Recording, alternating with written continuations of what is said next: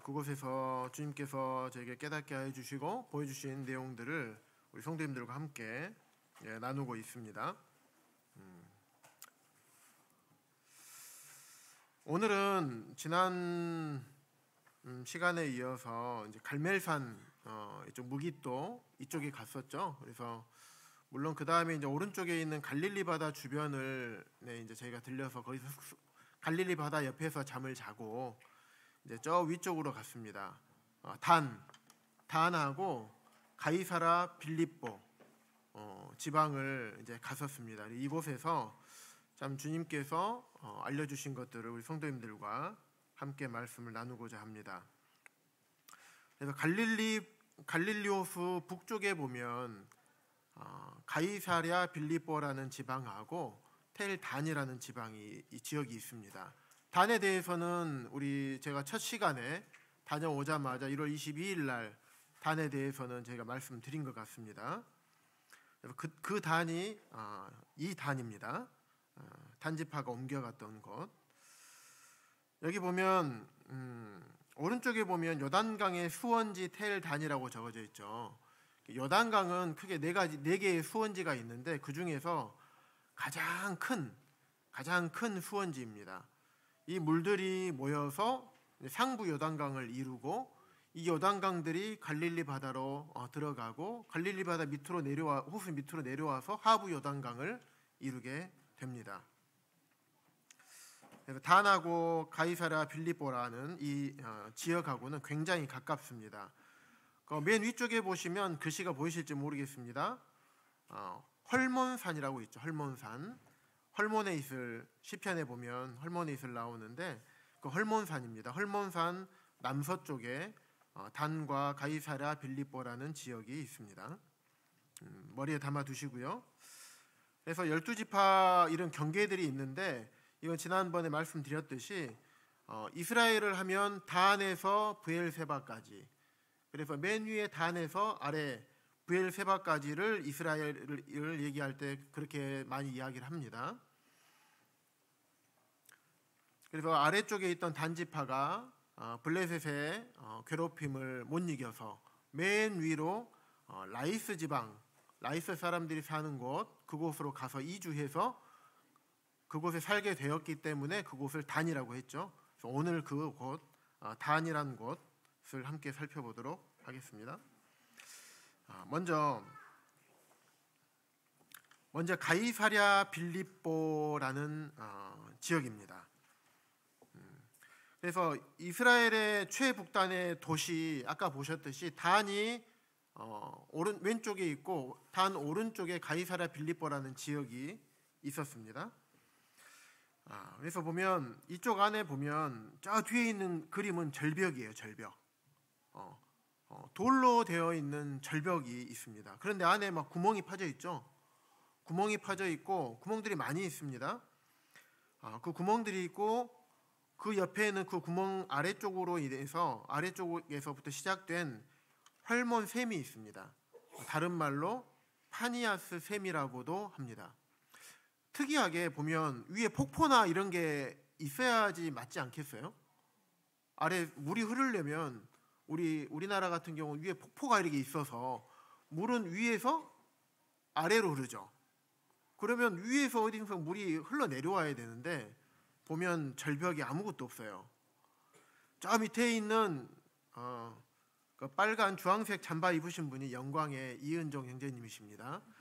예, 그 옆에 계시는 파란 잠바 입으신 형제님은 목포 화당로교회에 계시는 박우배 형제님이라고요 계시는데, 예, 우리 동북교회 지금 주임 선교다가 지금 군대 가 있는 박시현 형제 아버지십니다. 그래서 세 명이서 재밌게 잘 다녀왔습니다. 그래서 물은 이렇게 흐르려면 위에서부터 아래로 흐르기 때문에 위에서 어떤 물이 흘러내려야 되는데 그러지 않아요. 이곳은 특이하게도 물이 땅에서 솟아나오는 샘이에요. 저기 그 뒤에 까만 동굴같이 생기는 그 아래쪽 어디에서 물이 이제 솟아나옵니다. 그래서 땅 밑으로 해서 땅 위로 올라와서 헬몬 샘이 되는 것입니다. 그래서 이 샘들이 쭉 이어져서 상부 요단강을 이루게 됩니다. 그래서 먼저 이 가이사랴 빌립보 지방, 이게 원래 이름이요 가이사랴 빌립보가 아니었습니다. 아까 제가 무슨 셈이라고 적어져 있죠? 파니아스 셈이죠. 이것이 원래 파니아스라는 지역이었어요. 그래서 신구약 중간 시대 말라기 이후부터 예수님 이전까지 신구약 중간 시대, 이때 이제 알렉산더 대왕이 있었죠. 알렉산더 대왕 사후에 4개의 왕국으로 분열이 됩니다. 그 중에 북쪽에 있는 셀류코스 왕국과 또 남쪽 이집트 쪽에 있는 이제 프톨레미 왕국이 이 지역, 즉 여기에 있는 이 지역에서 이제 전투를 했어요. 전투를 했는데 북쪽에 있던 셀류코스 왕국의 안티오쿠스 3세가 이 지방에 살고 있는 유대인들의 도움을 받아서 프톨레미 왕국을 이겨버려요. 승리합니다. 그래서 그 후에 이 도시를 셀류쿠스 왕국에서 목동의 신이며 승리의 신인 판신의 이름을 따라서 파니아스라고 또는 바니아스라는 이름을 짓게 되었습니다. 그래서 이 뒤에 있는 이제 절벽의 안에 보시면 큰 동굴 오른쪽에 보시면 조그만하게 벽을 파놓은 곳이 있죠. 여기는 좀 크게 파놨는데 잘 안 보이겠지만 안쪽에 보면 이렇게 파져 있는 곳이 엄청 많아요. 그곳에 뭐가 있냐면 이제 나중에 그곳에 각자의 우상들을 거기 안에다가 집어넣어서 우상을 섬기는 그런 곳이 되게 됩니다.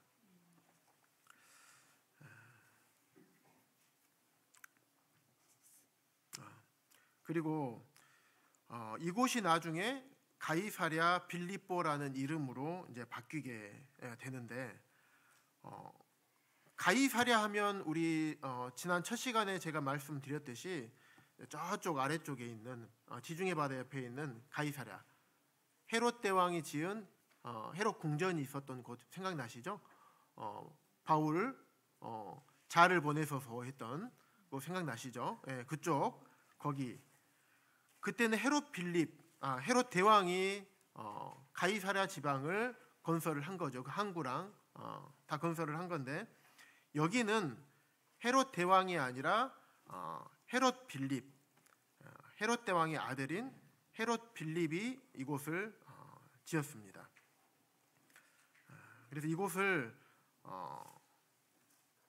이제 헤롯 대왕도 가이사 아구스투스에게 환심을 사기 위해서 가이사랴를 만든 것처럼 헤롯 빌립도 로마 2대 왕이었던 티베리우스 가이사 황제의 환심을 사기 위해서 이곳을 가이사의 이름을 따라서 가이사랴라고 이름을 지었습니다. 그런데 이제 헤롯 대왕이 지었던 해변의 가이사랴하고 이거보다도 헷갈릴 수 있잖아요. 그래서 헤롯 빌립인 자기의 이름 빌립을 따서 빌립보 가이사랴 빌립보 이렇게 이제 부르게 되었습니다. 그래서 예수님의 시대에도 이곳은 가이사랴 빌립보라고 불리웠던 것입니다. 그때 보시면 1세기 때 예수님 시대에 가이사랴 빌립보 정경입니다. 모식도죠. 이렇게 아마도 살았을 것이다 라는 모식도입니다. 보시면 카르도 열주거리라고 왼쪽에 보시면 하얀 글씨로 써져 있습니다. 카르도 열주거리가 어떤 거리냐면 상업이 활달한 곳에 뻗어져 있는 도로예요. 시장거리 같은 무역거리, 무역을 하는 사람들이 왔다 갔다 이동하는 그런 거리입니다. 그래서 그곳 중심으로 해서 많은 사람들이 이곳에서 살았었습니다. 그런데 보시면 저 뒤에 아까 제가 사진으로 보여드렸던 그곳이 그곳 절벽에 보면 아우구스투스 황제의 신전도 있어요. 그 판신을 모셨던 판신 동굴, 아까 크게 있었던 동굴, 그 옆에 보면 벽을 구멍을 파서 거기 안에다가 판신을 거기다 섬겼어요. 그 벽감이라고 하는데 벽을 뚫어서 만든 곳 벽감이라고 하는데 거기서 판신을 섬겼습니다. 또 그 오른쪽에 보면 제우스 신이 있었어요. 제우스 신전, 또 그 오른쪽에 보면 네메시스 신전. 그래서 여러 가지 신들을 섬기는 그런 곳이었던 것이에요. 그런 곳 앞에 가이사랴 빌립보 마을과 도시가 형성되어 있었습니다.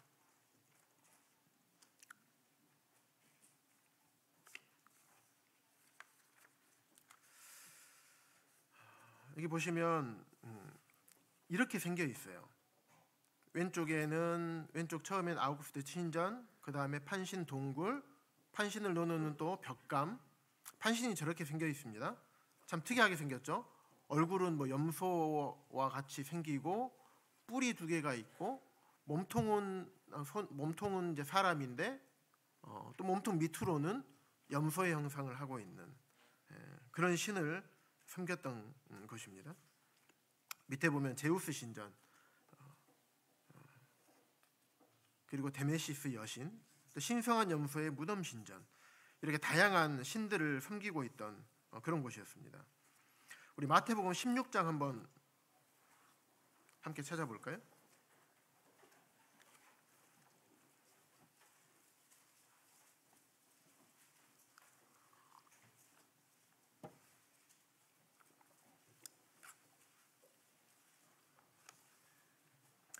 마태복음 16장 13절에 보시면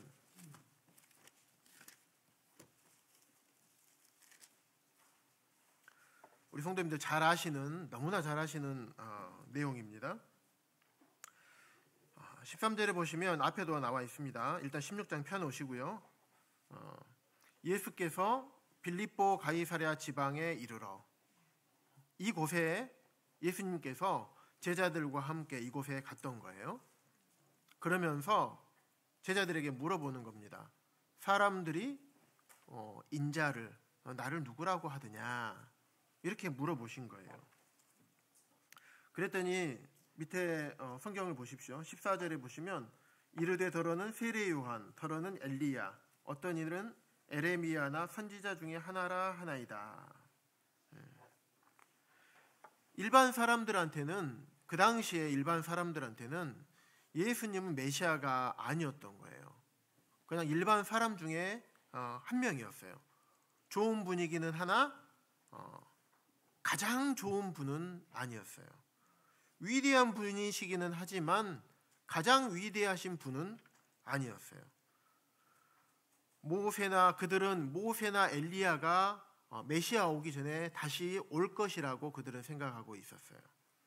그래서 혹시 선지자인가?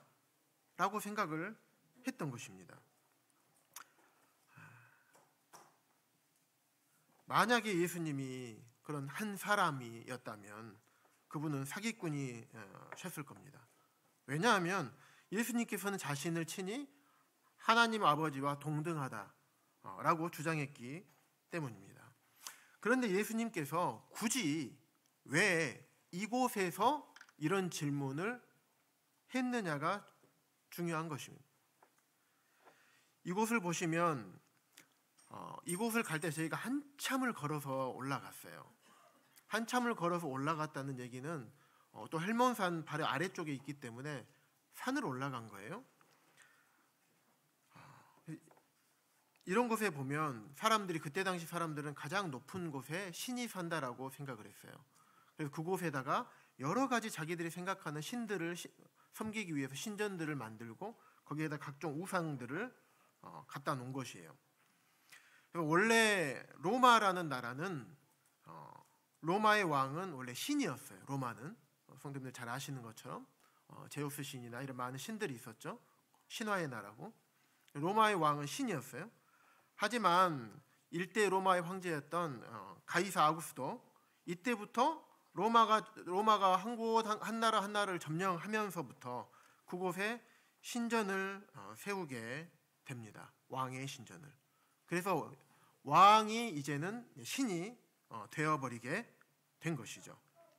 그래서 모든 지나가는 사람들이 자신이 점령한 그곳을 지나갈 때마다 신전 안에 있는 보면 자기의 동상도 있겠죠. 그래서 왕을 섬기도록, 왕을 신격화해서 섬기도록 그렇게 했습니다. 그렇게 되다 보니까 예수님을 믿는 사람들은 어떻게 됩니까? 예수님만 섬겨야 되잖아요. 그런데 왕의 신전이 있는 거예요. 그 왕의 신전에 또 잘할 수밖에 없게 되죠. 그럼 그 사이에서 갈등을 할 수밖에 없고 예수님 믿는 사람들은 핍박을 받을 수밖에 없게 되게 됩니다. 특별히 이곳에 보면 신전들이 엄청 많아요.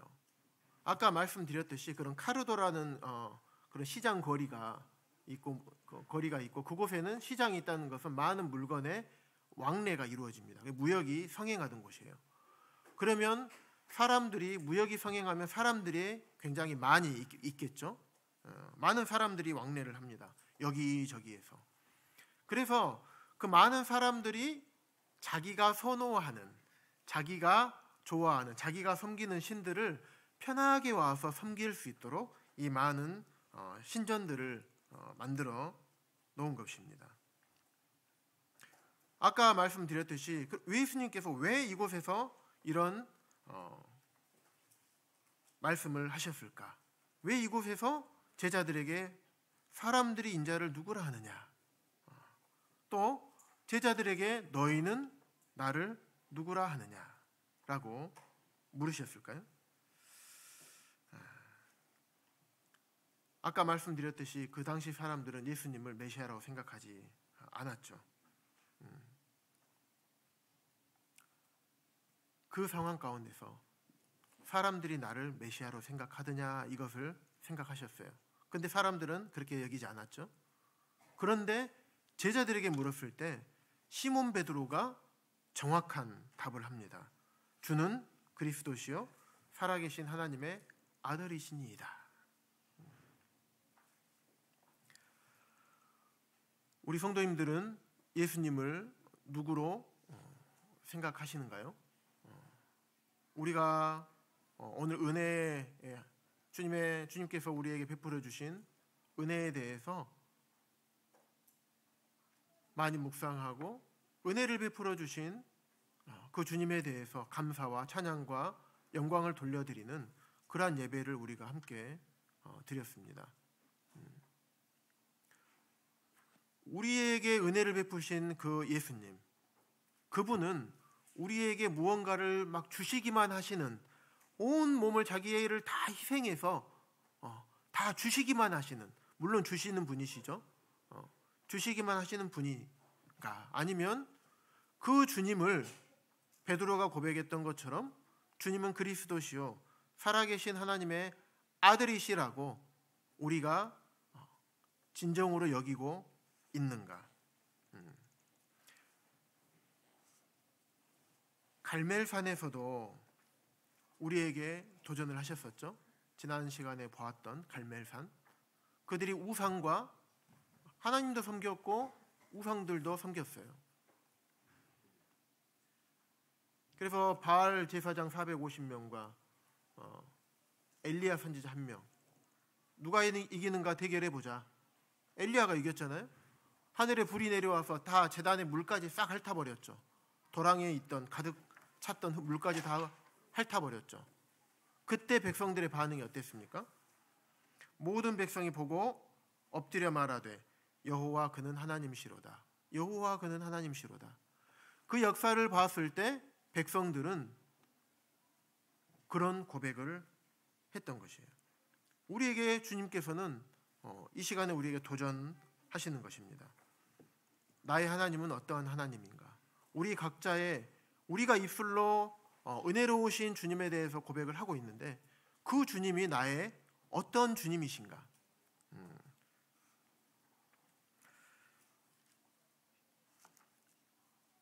15절에 보시면 이제 예수님은 제자들에게 다시 물으십니다. 너희는 나를 누구라고 하느냐? 누구라고 믿느냐?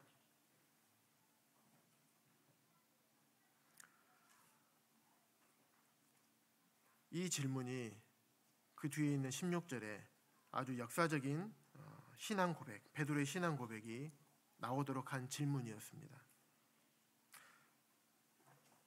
예수님은 사람이 아니고 선지자도 아니고 선생도 아니고 예수님 그리스도이자 성자 하나님이셨던 것입니다. 우리는 수많은 우상 앞에서 이 사람들은 수많은 우상 앞에서 무릎을 꿇고 경배를 합니다. 하지만 우리 예수님을 믿는 우리 그리스도인들은 우리가 경배하고 섬길 분은 오직 한 분, 우리의 구주시고 우리의 왕이신 예수님 한 분뿐인 것입니다.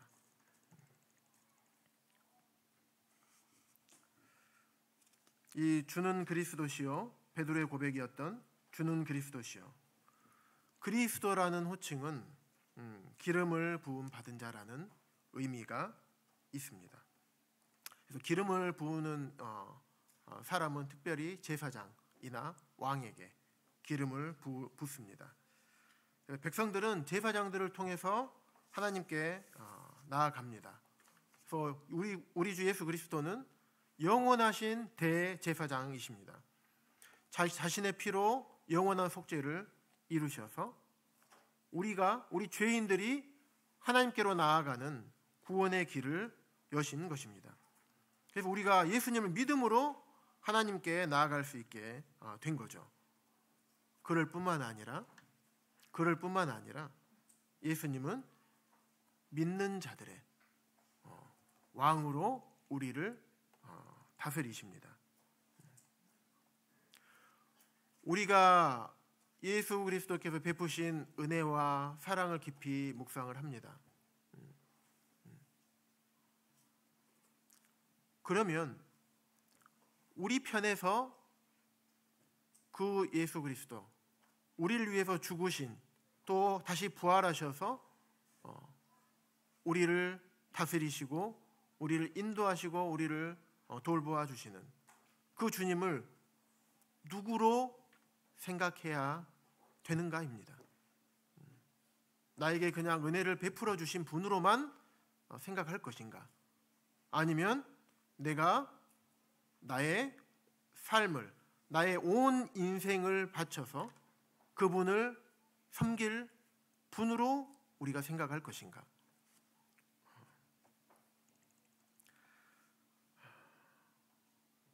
베드로가 이렇게 고백을 한 거예요. 주는 그리스도시요 살아계신 하나님의 아들이시니이다.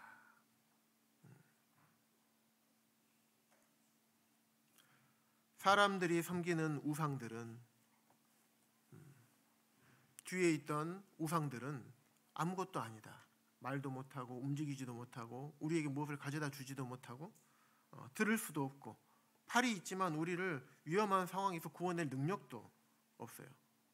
발은 만들어 놓았지만 움직일 수도 없는 그런 헛된 것들인 거예요. 우상은 거짓신이고 가짜이고 짝퉁이에요.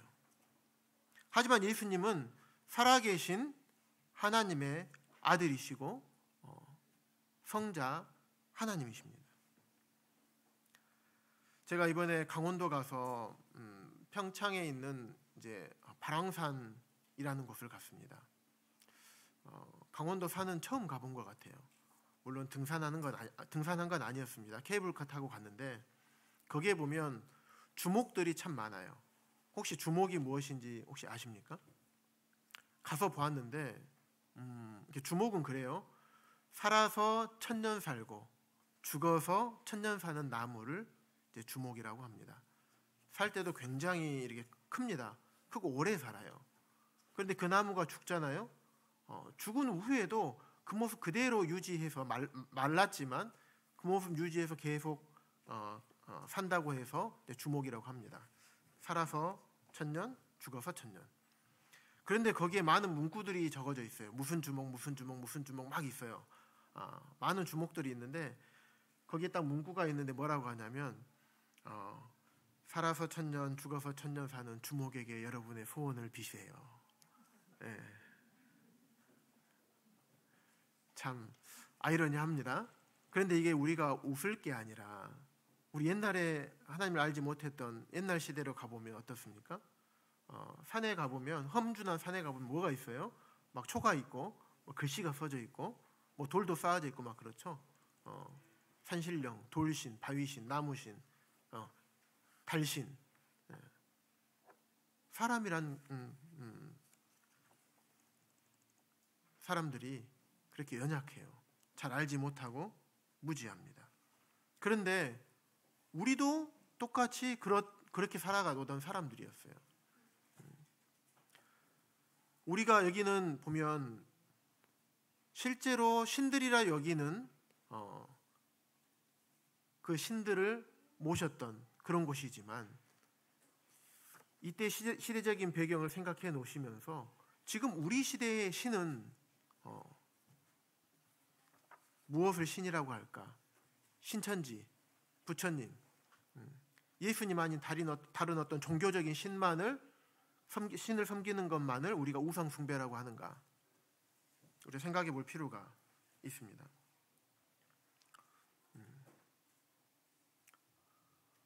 요즘은요, 돈신, 명예신, 성적인 부분. 최근에 또 뉴스에 많이 나오죠. 유모 씨 프로포폴 마약 많이 하고 4가지 종류 마약을 엄청나게 썼던데, 연예인들이나 재벌가 2세, 3세들 무엇 때문에 그렇게 됩니까? 돈이 있으니까 이제는 이제 쾌락을 추구하는 거예요. 쾌락신. 이런 신들이 우리 주변에는 실제로 있습니다. 어떤 분은 그런 책을 썼어요. 돈과 섹스, 권력. 이게 현대인이 추구하는 신이다.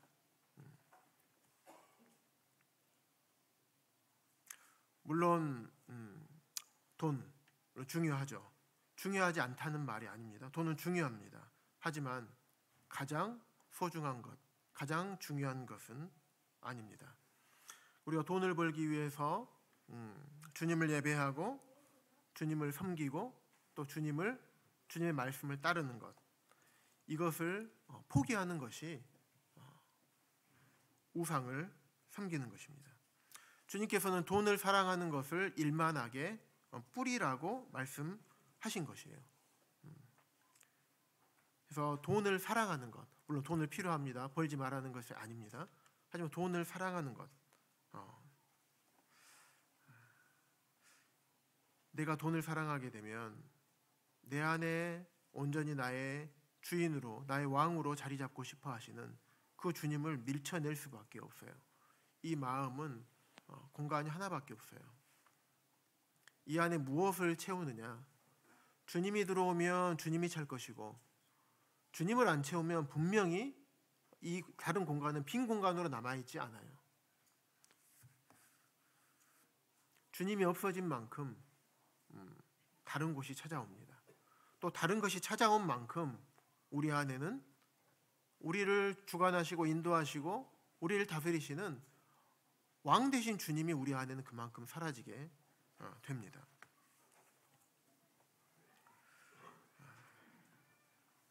그래서 우리의 삶의 진정한 의미와 목표는 세상의 성공과 세상의 복이 아니라 주님을 따르는 삶이 되어야 되겠구나라는 것을 제가 이곳에 가서 마음에 새기고 오게 되었습니다. 성도 마찬가지요. 성은 나쁜 건가요? 성은 나쁜 게 아니에요. 하나님께서 결혼이라는 전제하에 즐기고 부부관계에서만 즐기고 누리도록 주님께서 성을 주셨습니다. 하지만 사람들이 성을 왜곡하고 성의 가치를 떨어뜨리고 악하게 사용해온 것입니다. 자기 육체의 소욕을 따라서.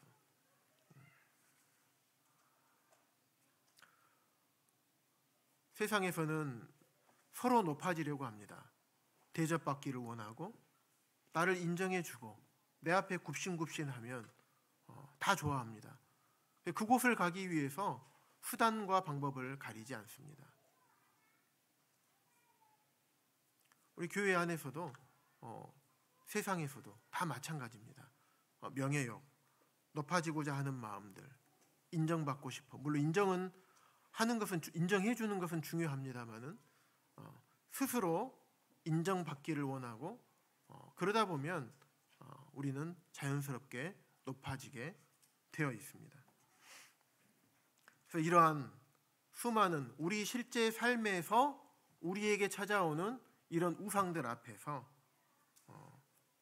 주는 그리스도시요 살아계신 하나님의 아들이시니이다 라고 고백하는 그런 삶이 참 우리에게 필요하지 않는가 생각을 해보게 되었습니다. 어떤 분이 이렇게 이런 얘기를 하더라고요. 3.1운동 때 앞에 밖에 나온 사람들이 많았을까요? 집 안에 있던 사람들이 많았을까요? 태극기 들고 밖에 나온 사람들이 많았을까요? 집 안에 있던 사람들이 많았을까요? 네, 집 안에 있던 사람들이 많았어요. 밖에 나온 사람들은 밖에 나와서 만세 했지만 집 안에 있는 사람들은 이불 덮고 만세한 거예요. 자, 그 얘기를 들으면서 나는 집 안에서 이불 덮고 만세하는 그런 사람인가? 아니면 실제로 우리 삶의 현장에서 우리가 어떻게 살아가기를 원하시는 주님 앞에 나와서 삶의 현장에서 실제로 만세를 부르는 주님은 나의 주님입니다. 주는 그리스도시요 살아계신 하나님 아들이시라고 고백하는 삶을 실제적인 삶에서 선택하며 좀 살아가고 있는가? 참 이런 생각들을 많이 해봤습니다. 참 그런 것 같아요. 우리가 하나님의 말씀을 많이 알고 또 예수님의 은혜에 대해서 깊이 묵상을 합니다. 그런데 정말 중요한 것은 그분을 내가 누구로 여기고 실제적으로 내가 삶에서 살아내느냐. 주님은 우리에게 거기까지 원하십니다.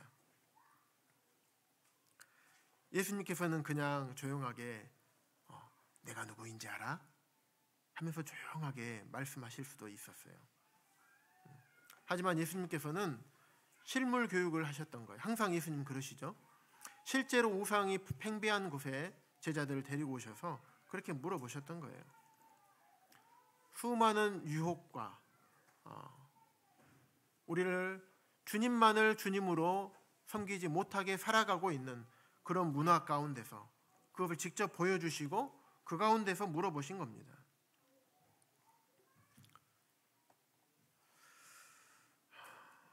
우리 시대에만 주님을 주님으로 여기고 살아가는 것이 어려운 게 아니었어요. 그 당시에는 어쩌면 더 힘들고 더 어려웠을 수도 있었겠다라는 생각을 했었습니다. 그래서 우리 실제적인 삶에서 세상이 우리를 어떻게 보든지 세상이 우리를 어떻게 평가하는가 그게 중요한 게 아니겠죠. 주님께서 우리를 어떻게 평가하고 주님께서 우리를 어떻게 보시는지 하나님 앞에서의 평가로 우리가 어떻게 사느냐가 굉장히 중요합니다. 그래서 우리의 실제적인 삶에서 주님께서 우리에게 또 나에게 너희는 나를 누구라 하느냐 물으실 때 우리는 어떻게 대답할 것인가? 우리 각자의 마음 가운데 새기는 시간이 되기를 바라는 마음이 있습니다. 참으로 우리가 믿음을 고백하고 살아야 할 곳은 교회뿐만이 아닙니다. 믿음을 고백하고 살아야 할 곳은 세상에서도 믿음을 고백하고 실제적인 삶을 살아야 하는 것입니다. 그래서 가이사랴 빌립보를 지나서 이제는 여로보암 산당에 있는 단으로 이동을 해보도록 하겠습니다. 이스라엘이요 물이 많은 곳이라고 성도님들 생각하지 않으시죠? 이스라엘 하면 광야, 사막 같은 곳, 물이 부족한 곳 생각하시죠? 물론 연평균 강수량이 많지는 않습니다. 하지만 이쪽에 단에 가다 보면 위에서 흘러나오는 단샘이 또 있어. 이따 뒤에 이 다음 사진인데요. 단샘이 있습니다. 여기도 이런 물들이 펑펑 흘러나와요. 올라가는 길에 어떠냐면 어느 정도로 물이 많이 나오냐면 서로 그냥 조용히 이야기할 수가 없을 정도로 우리나라 계곡에 보면 막 물이 막 흐르죠. 그런 것처럼 물 흐르는 소리가 엄청나게 많이 납니다.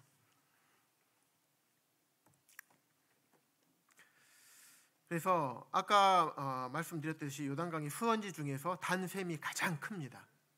가장 큽니다. 밑에 보시면 밑에 돌들이 좀 있죠. 뒤에 아까 보였던 것처럼 파니아스 샘처럼 뒤에서 물이 위에서 떨어지지 않아요. 이 돌 밑에서 물이 솟아오릅니다. 돌 밑에서 물이 솟아올라서 아까 같은 좀 전에 보여드렸던 그런 콸콸콸 흐르는 계곡 같은 물들로 물줄기를 형성합니다.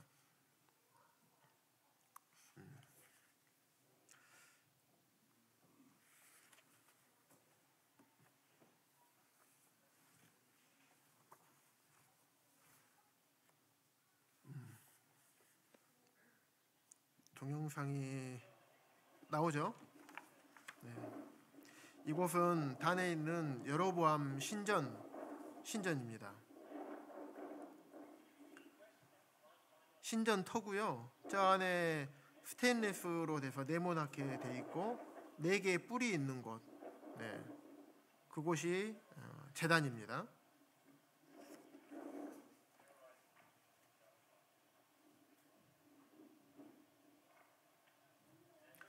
보시면서 열왕기상 12장 말씀 한번 펴주시기 바랍니다.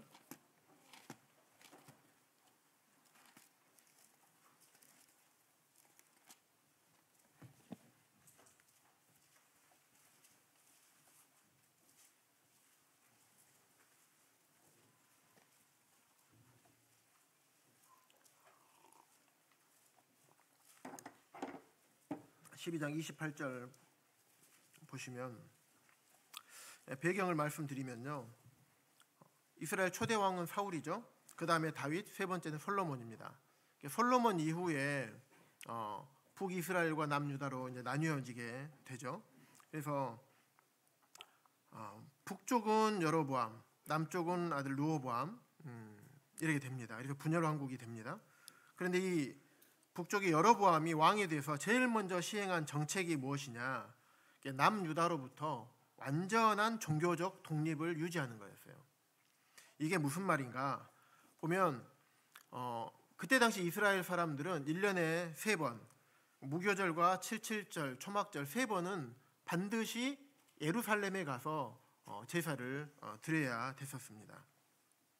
신명기 16장 16절에 찾진 않겠습니다.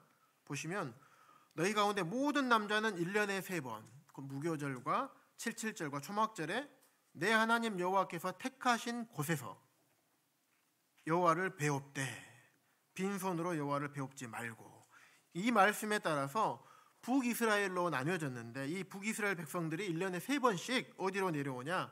남유다에 있는 예루살렘으로 내려오는 겁니다. 그래서 여로보암이 어떻게 했냐? 남유다로 내려가는 국경을 딱 폐쇄를 한 거예요.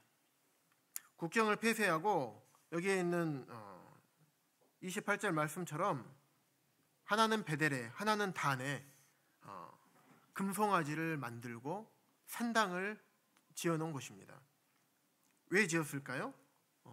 내려가지 말고, 왜 굳이 예루살렘까지 내려가냐? 내려가지 말고 내가 단하고 베델에 두 군데다가 적절하게 만들어 놨으니까 예루살렘에 가지 말고 여기서 제사를 드려라 라고 한 것입니다.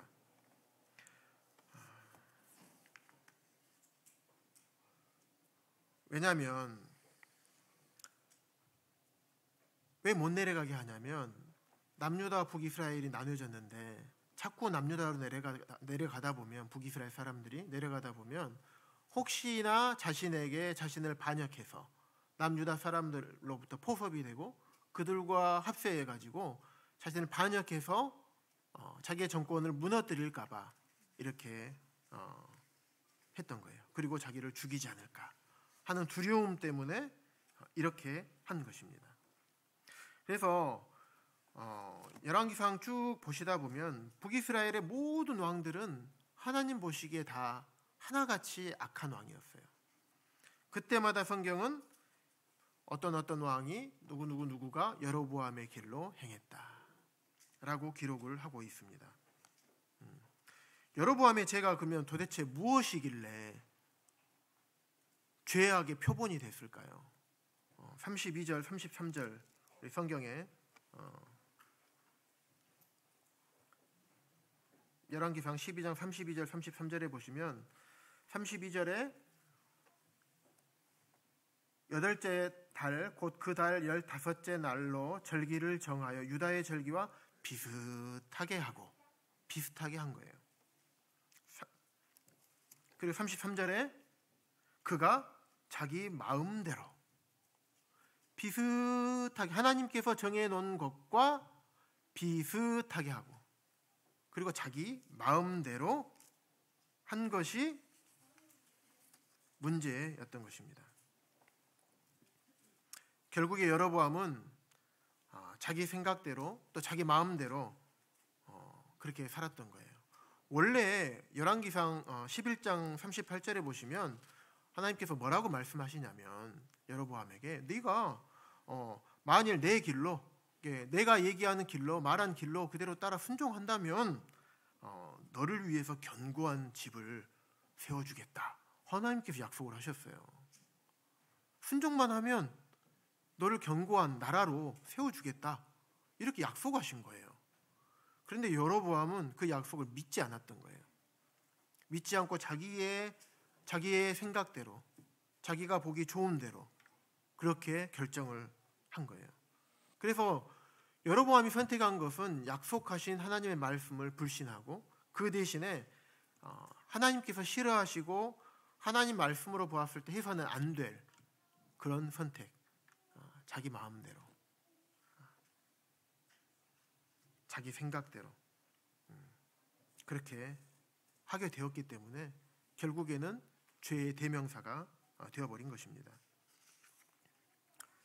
그래서 보시면 어떻게 했느냐, 여로보암이 무슨 잘못을 했는지 한번 살펴보도록 하겠습니다. 총 6가지 잘못을 했어요. 이에 계획하고 무엇을 만들었죠? 두 금송아지를 만들었어요. 하나는 베델, 하나는 단에 뒀죠. 그래서 예배 대상을 자기 마음대로 바꾸었습니다. 백성들이 예배하고 섬길 분은 오직 누굽니까? 하나님 한 분이어야 돼요. 그런데 예배 대상을 금송아지로 바꾸어 버렸습니다. 그래서 하나님께서 어떠한 형상도 만들지 말고 그것들에게 절하지 말라, 그것들을 섬기지 말라라고 분명하게 출애굽기에서 말씀하셨는데도 불구하고 그렇게 하나님의 말씀을 거역했습니다. 예배 대상을 자기 마음대로 바꾸었죠. 두 번째, 예배 장소입니다. 하나는 베델에 두고 하나는 단에 둔지라. 어디에서만 예배를 드려야 됩니까? 하나님께서 정하신 곳, 신명기에 나와 있던 말씀대로 하나님께서 정하신 곳 예루살렘에 가서 예배를 드려야 되는데 예배 장소를 자기 마음대로 바꾸었던 것입니다.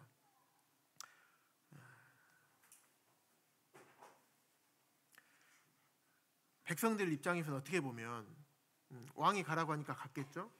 그런데 그곳은 저 밑에 있는 예루살렘까지 가야 되는, 수고를 하지 않아도 됩니다. 단 이쪽에 사는 사람들은 단에 있으니까 그냥 거기 가서 예배 드리면 되죠.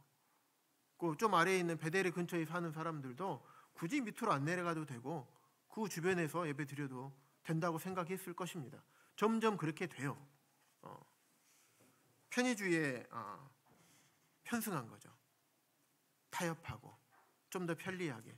하나님께서 말씀은 이렇게 분명하게 하셨지만 내가 생각해 보니까 말씀은 그렇지만 좀 이렇게 약간 이렇게 해도 될 것 같다. 비슷하게. 그렇지만 나는 그렇게 안 하고 싶어. 내 마음대로. 여로보암이 했던 두 가지 잘못. 이 잘못은 결국에는 이 편의주의, 자기 마음대로, 내 생각대로 비슷하게, 하나님 말씀대로가 아니라 하나님 말씀과 비슷하게, 이런 것들 때문에 결국에는 타락하게 됐죠. 북이스라엘과 남유다가 망한 원인이 거기에 있는 것입니다. 예배는 우리 마음대로, 우리가 편한 대로 아무렇게나 드려서는 안 되는 것이죠. 그래서 하나님께서 받으시는 예배는 하나님께서 결정하고 정하시고 우리에게 가르쳐 주시는 것입니다. 우리의 삶은 또 어떻습니까? 우리의 삶으로 주님은 예배를 드리시기를 원합니다. 하나님 말씀과 비슷하게 사는 것이 아니라 하나님 말씀하신 말씀대로 살기를 원하시고, 또 내 마음대로 사는 삶이 아니라 하나님께서 우리에게 말씀하신 하나님의 말씀대로 살아가는 그런 삶의 예배를 우리로부터 받기를 원하십니다.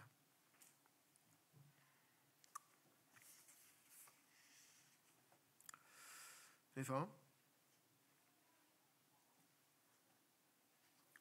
이 일이 죄가 되었으니 이는 백성들이 단까지 가서 그 하나에게 경배함이더라.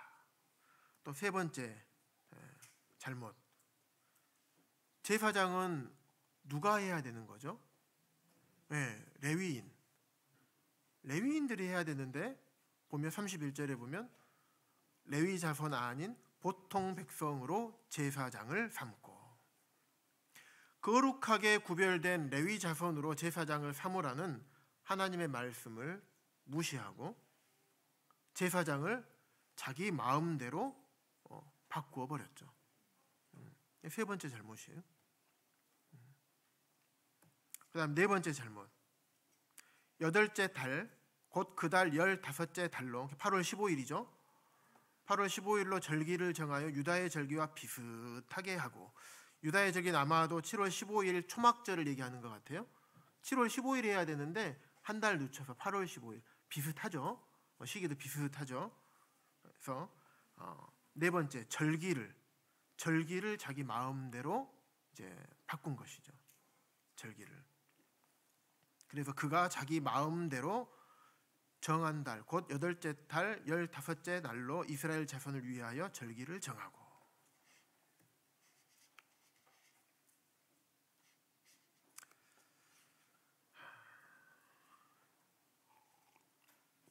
그 다음 보시면 제단, 고고학자들이 이 여로보암이 지었던 이 제단을 살펴보니까, 발굴을 해보니까 밑에 바닥과 옆에랑 또 뿔 크기랑 이렇게 비교를 해봤어요. 그래서 제단을 이렇게 지었겠구나. 옆에 보면 계단도 있어요. 제단 뒤에 보면 계단이 있죠. 계단이 뭐냐면, 계단이 위에 올라가서 제단이 있으면 위에 번제물을 가서 이제 올려야 되고 이런 일들을 해야 되겠죠. 그러니까 계단이 높았다는 얘기는 그 계단의 높이만큼의 번제단 높이가 높았겠죠. 그리고 제단 뿔의 높이와 제단의 비율이 한 1:6 정도로 된다고 합니다. 근데 뿔이 발견이 됐는데 뿔이 약 47cm 정도 돼요. 그러면 50cm 잡고 6 곱하면 어떻습니까? 제단의 높이가 약 3m가 되죠. 그럼 3m 되면 어떻습니까? 사람이 3m 위에 못 올리겠죠. 그러니까 계단을 만든 것입니다. 그런데 보면 출애굽기 20장 26절에 보시면 뭐라고 하냐면, 너는 층계로 내 제단에 오르지 말라. 층계로 내 제단에 오르지 말라. 다시 말하면 계단 만들지 말라는 거예요. 왜냐하면 이스라엘 사람들은, 지난번에 잠깐 말씀드렸는지 모르겠지만, 전통 유대인들은 길게 이제 남자들도 치마같이 이렇게 해서 쭉 입거든요. 그런데 안에 무엇을 신었냐면 다 깜정색 스타킹 같은 걸 다 신어요. 하체를 보이면 안 되기 때문에, 걸어갈 때나 계단 오를 때. 그래서 계단으로 올라가는 것은 하체를 보이는 거거든요. 하나님께서 그러지 말라고 했거든요. 그런데 계단을 오르게 되면 하체가 보이게 되겠죠. 그런 문제가 생기게 됩니다. 그리고 제단의 높이도 하나님께서 이렇게 3m까지 제단의 높이를 그렇게 하지 말라고 하셨어요. 제단은 3규빗, 약 한 1.4m 정도. 그런데 그 바닥은 또 바닥은 약 5규빗, 약 2.25m 정도 될 정도, 이 정도 2m, 2.2m, 1.3m 이 정도 되도록 제단을 만들라고 제단의 규격을 분명하게 말씀을 해주셨는데 제단을 훨씬 크게 만들었죠. 보면 하나님의 말씀보다 이스라엘 사람 백성들이 더 큰 제단을 만들어 가지고 거기에 호흡하게 만들어 놓은 거예요. 거기 예루살렘 가서 보니까 제단은 작아요. 그런데 여로보암이 만들었던 산당에 있는 제단을 보니까 엄청 크고 화려하거든요. 우와, 여기서 드리면 더 좋겠다. 그래서 여로보암이 제단의 크기를 자기 마음대로 하는 범죄를 범한 것입니다. 그 다음에 보시면 출애굽기 20장 25절에 보면 내게 돌로 제단을 쌓거든 다듬은 돌로 쌓지 마라. 내가 정으로 그것을 쪼으면 부정하게 함이니라. 그러니까 다듬은 돌이라는 것은 보시면 정으로 쪼아서 예쁘게 이게 만든 돌을 말합니다. 그런데 여기 보십시오. 여로보암의 산당에 있는 제단의 옆에 계단이 저렇게 생겼어요. 그냥 돌을 주워서 만든 겁니까? 아니면 정으로 다 쪼아서 다듬은 돌입니까? 다듬은 돌이죠. 그래서 제단의 재료도 자기 마음대로 사용한 것입니다. 그래서 여로보암은 예배 대상도 자기 마음대로 바꿨고 예배 장소도 자기 마음대로 바꿨습니다. 그 다음에 제사장도 자기 마음대로, 절기도 자기 마음대로, 제단의 크기도 자기 마음대로, 제단의 재료도 자기 마음대로.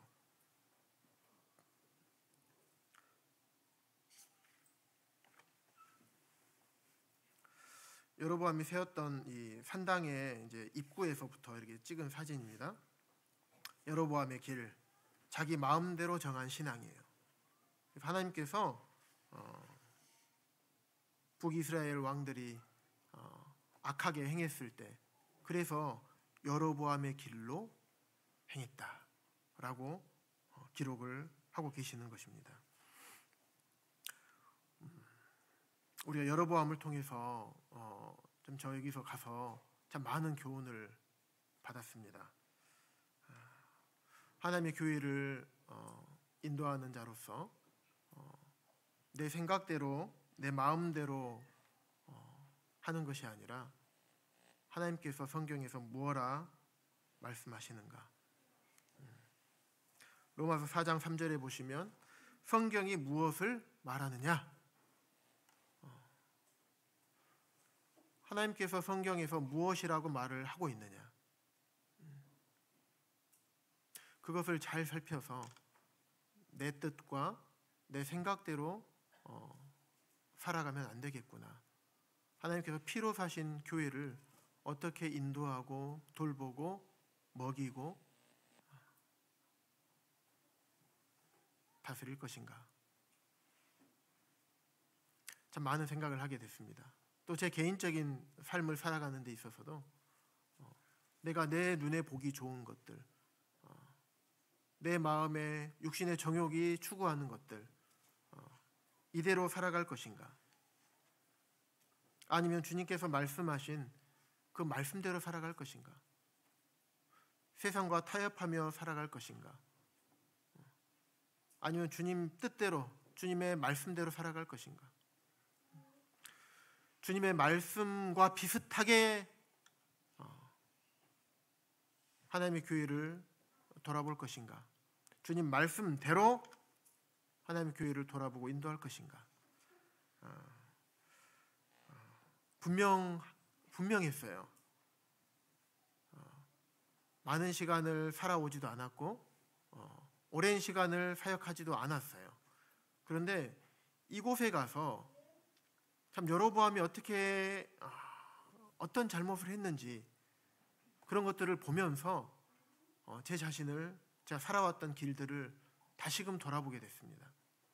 그리고 앞으로 어떻게 개인적인 삶과 하나님 몸된 교회 안에서의 삶, 어떤 기준과 어떤 목표를 가지고 살아야 할 것인가?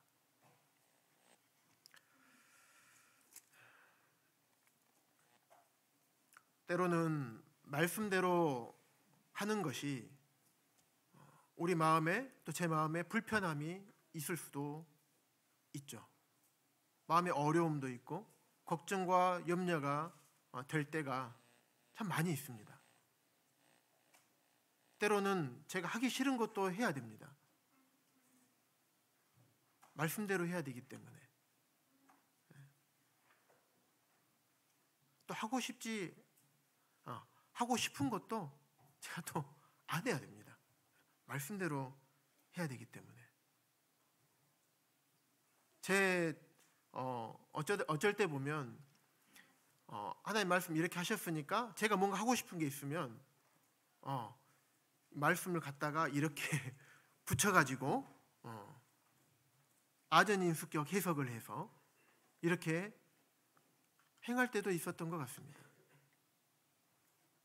그래서 성경이 무엇을 말하느냐, 이게 가장 중요한 것 같아요. 주님 앞에서 아침마다 일어나서 기도하는 게 기도의 제목입니다. 주님, 제가 어떻게 살아야 할까요?